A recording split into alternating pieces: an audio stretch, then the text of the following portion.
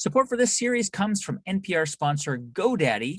Making a different future starts with you. That's why GoDaddy does more than help you find a name you can create, you can sell, and get found online. So any small business can be a driving force to create change or build an empire. So whatever it is you have in mind that will help make a different future, find everything you need to get started at GoDaddy.com.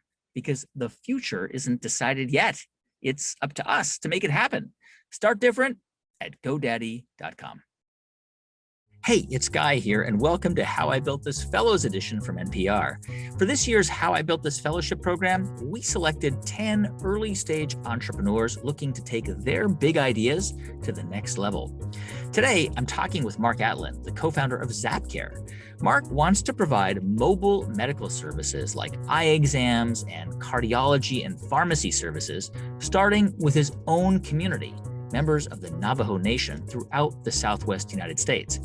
He says that tribal nations often experience delays in healthcare delivery, a problem that became more obvious in the last year. COVID just completely ravaged tribal nations, and specifically the Navajo Nation where I'm from. There's about 320,000 Navajos on the reservation. If you can understand this, 43% don't have access to running water or electricity in their homes. So through COVID, how are you supposed to wash your hands? In the winter, how are you supposed to stay warm?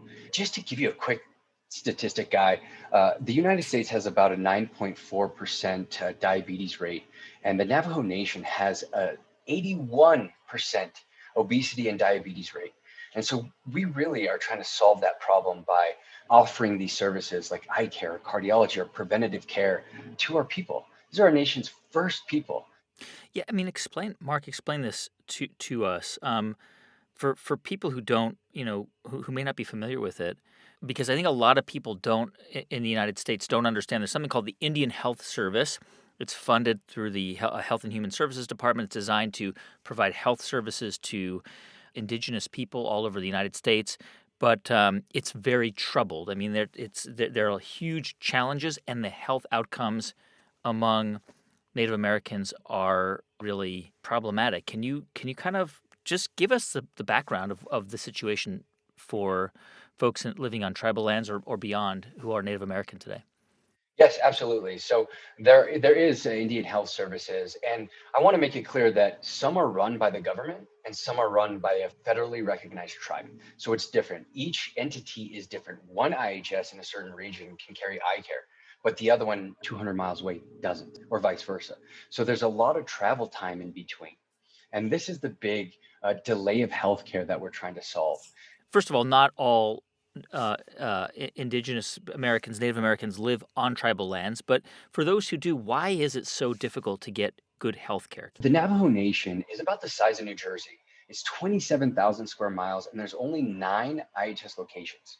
But you have to factor in Mother Nature, winter. When winter comes, it gets well below freezing. There's snow, there's rain, and a lot of Navajos or natives live off of paved roads. So they can't even get off of their land or come out of their home to get things that me and you take for granted, like urgent care, or they can't get preventative care like insulin at the nearest pharmacy. And so we're trying to solve that by bringing it to them. So the idea that you have is to basically create a mobile medical service to serve tribal nations, indigenous people in the United States. Yes. And like I said, we're really focused on solving the diabetes issue. 81% is absolutely unacceptable. And we're implementing education, we're implementing the services to try to prevent that and bring those numbers down. Mark, tell me a little bit about how you came to this idea.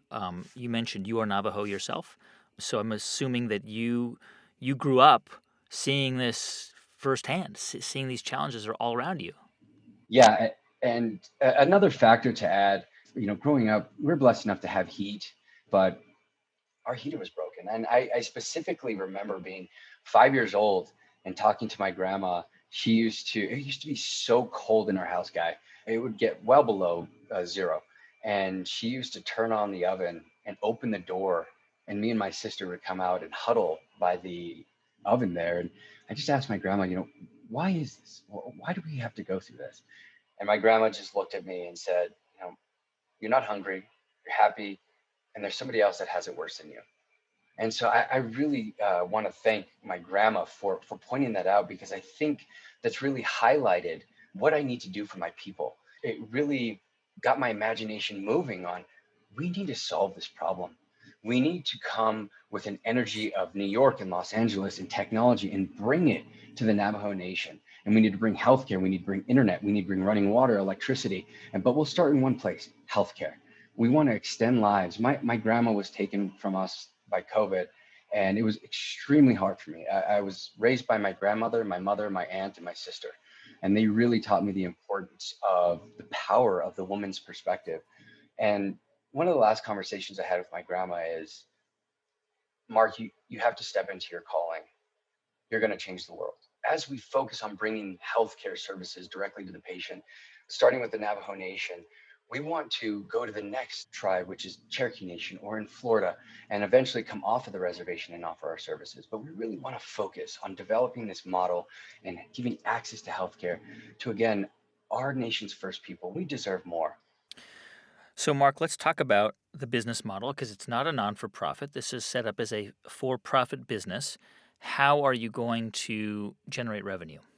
Yes, so we have various ways there's a payer mixture, there's private insurances that we charge, there's Medicaid, Medicare, and then also partnering with local governments. We can discount rates, but the key to our business is we have priority status on the Navajo Nation, which means by Navajo law, since we're native owned, they're required to use our services, they're required to source our services over anybody else. So we have a big competitive advantage there.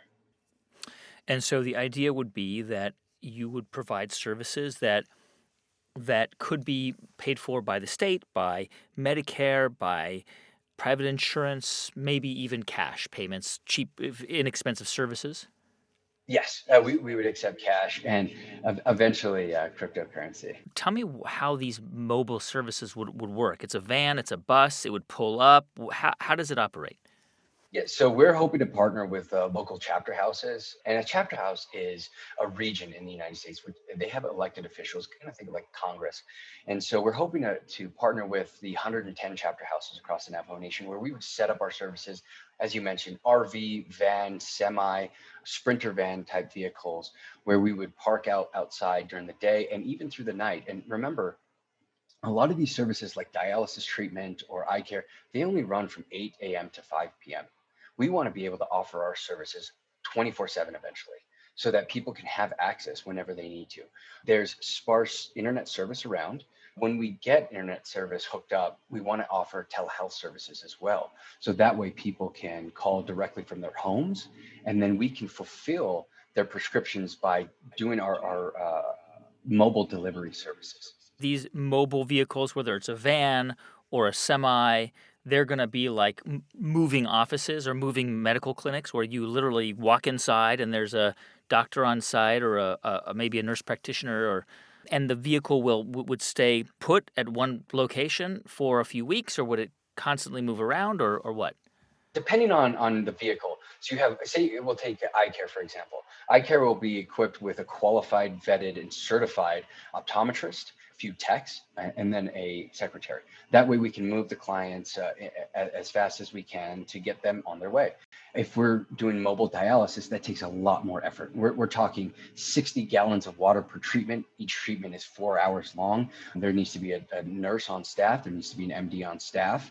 Each patient needs to be monitored every single day. And so when we introduce, we're going to lead with eye care, cardiology, and prescription delivery, and then eventually bring in dialysis, dental, and then telehealth.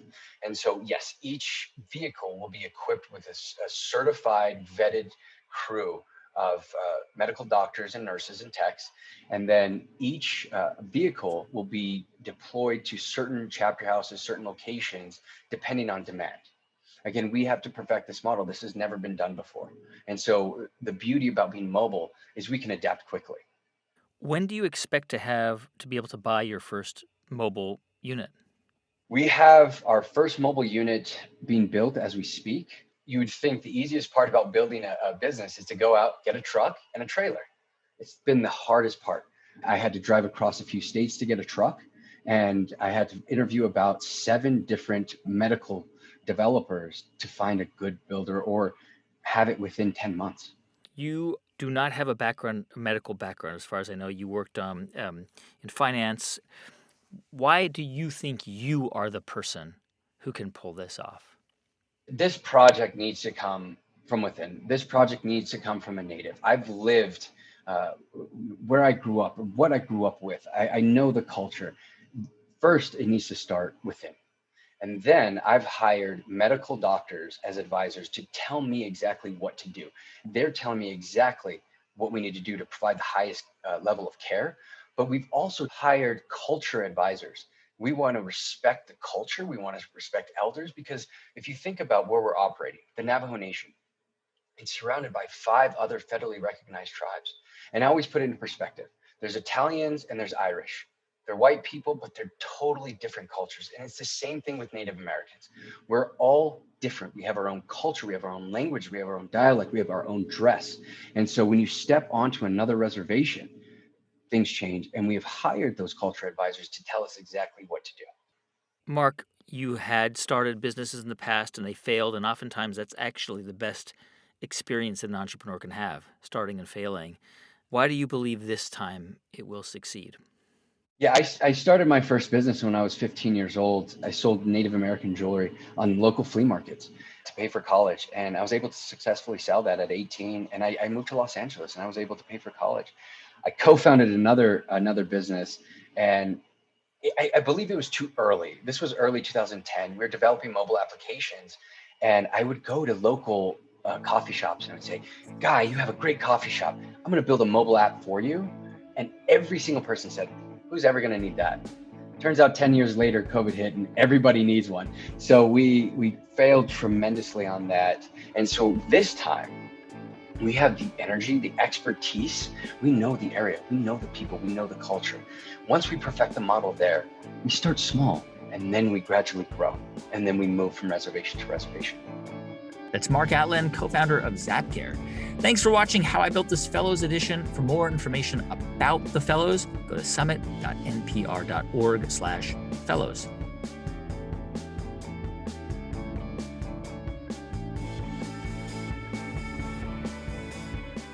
This message comes from NPR sponsor GoDaddy. Making a different future starts with you. GoDaddy helps you create, sell, and get found online so you can create change or build an empire. Start different at GoDaddy.com.